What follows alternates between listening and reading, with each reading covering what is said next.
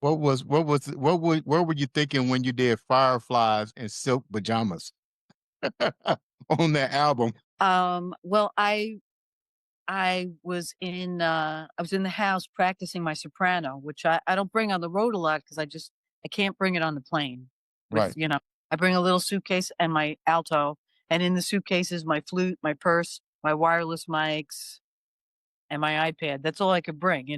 But anyway, I was practicing my soprano, and I went outside in the backyard for a minute. I was just looking outside, and there were these fireflies flying around. I went, "Oh, yeah, that's a good name." That's how the song came about? And how do you come up with the beat for that? Because I mean, that's a nice track. I like that. Yeah, actually, I think was thinking soprano on it, but I wound up recording it on alto. No, no, you like the melody kind of shows you where to go, Mhm.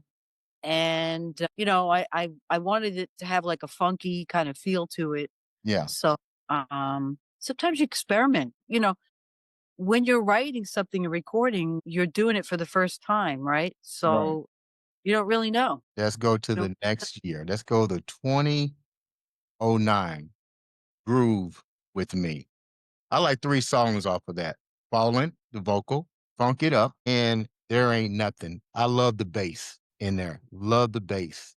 Love the vocals. Is this a different phase from the first album? And what was the phase into this one right here? yeah, I found my niche. I found where I should go with my writing, and it started to click for me and make sense. My writing had this like kind of old school or R&B Mm. kind of feel to it. That album showed me where to go. That's kind of where I figured it out. How much impact was your husband in this album right here? Because you can see from this album to this one, I felt growth in this, or what we might call a blossom into this. Oh, It was totally different from the first album.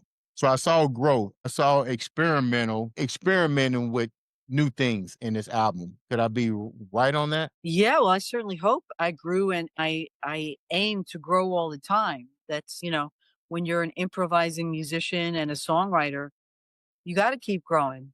Nobody wants you to make the same recording over and over again. Nobody wants to hear that. So you have to keep growing and changing.